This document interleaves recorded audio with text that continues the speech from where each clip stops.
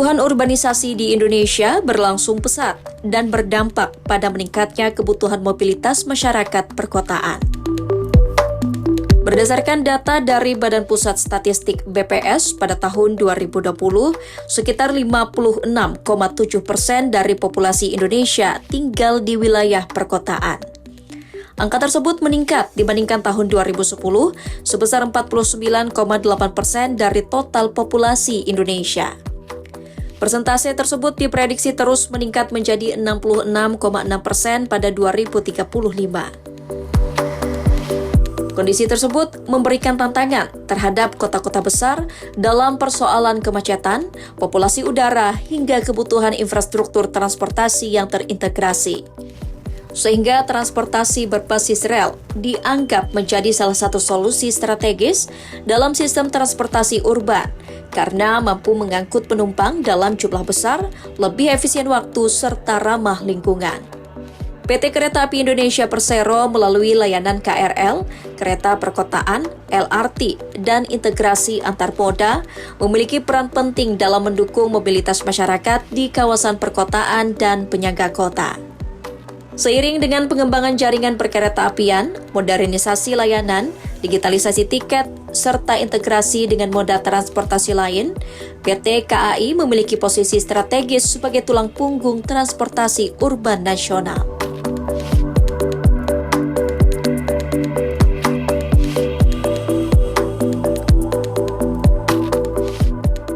KAI ini kalau kita bilang sebagai tulang punggung transportasi untuk kota-kota urban itu sangat valid sekali statementnya. Jadi kalau kita lihat di Jakarta sendiri, itu ada yang kita sebut dengan wilayah aglomerasi Jabodetabek, di mana pergerakan urban setiap harinya itu sekitar 39 sampai 45 juta satu harinya, in and out di Jakarta. Nah, KAI sendiri di tahun 2025 kemarin, kita itu hampir sekitar 400 juta penumpang komuter yang kita bawa di kota-kota besar ini, terutama di Jakarta. Di Jakarta itu mungkin sekitar 370 juta penumpang yang kita bawa setiap harinya. Artinya rata-rata per harinya itu kita membawa 1 juta penumpang. Memang masih sangat kecil sekali dibanding dengan negara-negara di dunia. Kalau Singapura, kalau kita lihat itu sudah mencapai 40-50% dari kereta komuternya dia atau MRT-nya dia. Begitu juga di Eropa itu cukup tinggi. Sehingga kita ini ke depannya itu merencanakan peningkatan kapasitas itu sampai dengan 2 juta penumpang per harinya untuk angkutan Jabodetabek.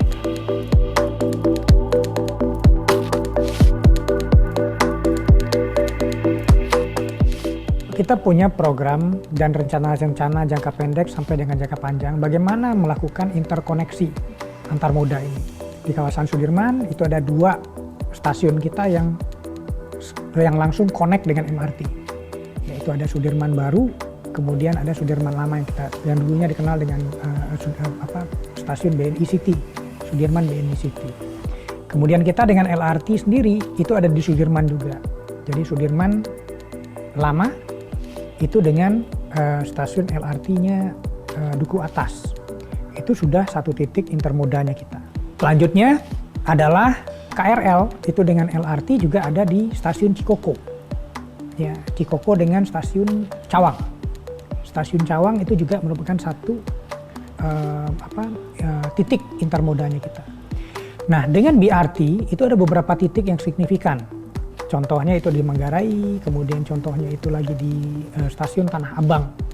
Nah, sehingga dengan diharapkan begini, ketika ada penumpang yang dari luar Jakarta, dia memakai KRL, maka setelah sampai di stasiun intermoda tersebut, dia mempunyai banyak opsi ya untuk menggunakan moda yang lainnya.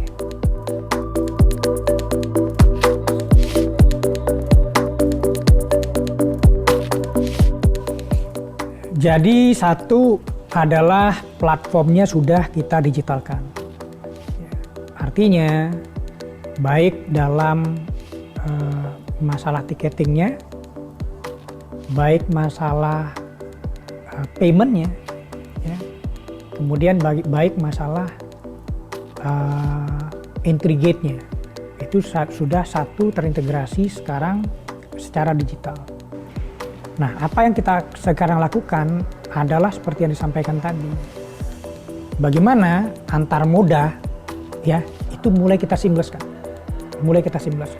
Di bulan ini kita sudah seamless-kan itu antara LRT dengan KRL. Itu sudah seamless. Jadi pelanggannya LRT sudah menjadi pelanggannya KRL. Jadi sudah memiliki satu ID lah,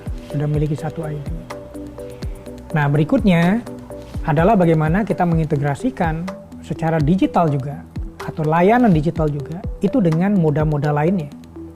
Kami sekarang ini bicara, berdiskusi, merumuskan bagaimana kita mengintegrasikan layanan digital ini atau platform digital ini dengan MRT.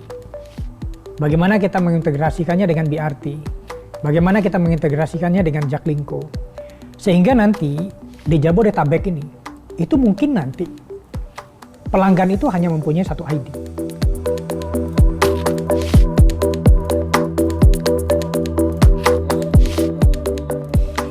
Ya, tentunya tantangan pertamanya adalah peningkatan jumlah penumpang yang semakin hari, semakin tahun itu signifikan meningkatnya.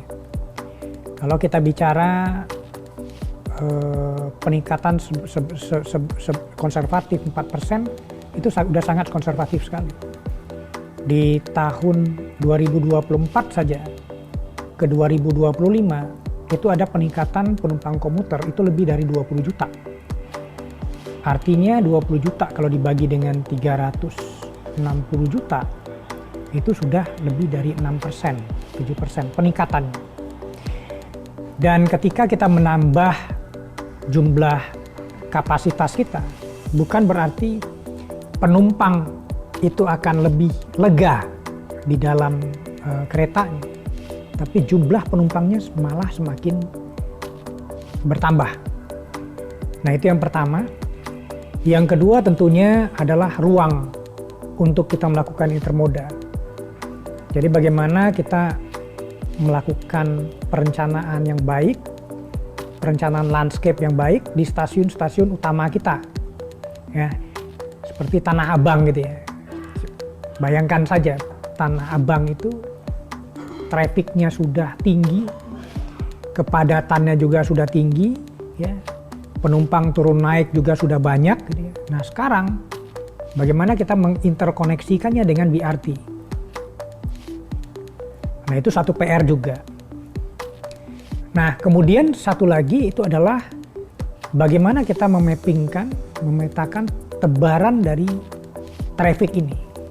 Jadi kalau kita lihat di stasiun kita ini, Tanah Abang itu satu hari in and out itu sekitar 250.000, Manggarai itu sekitar 180.000, kemudian dua stasiun di Sudirman itu ada sekitar 280.000. Itu saja sudah hampir 700.000. Nah, bagaimana kita melihat tebaran ini dan bagaimana kita melihat juga feeder-feeder yang dilakukan oleh si BRT misalnya atau si MRT misalnya. Jadi tantangannya itu ke sana.